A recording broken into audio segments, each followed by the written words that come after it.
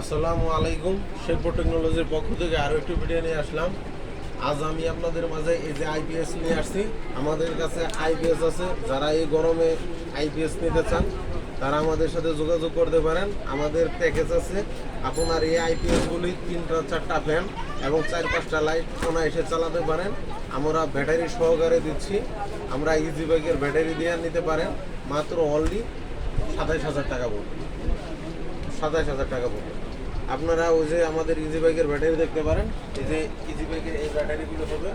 তারপরে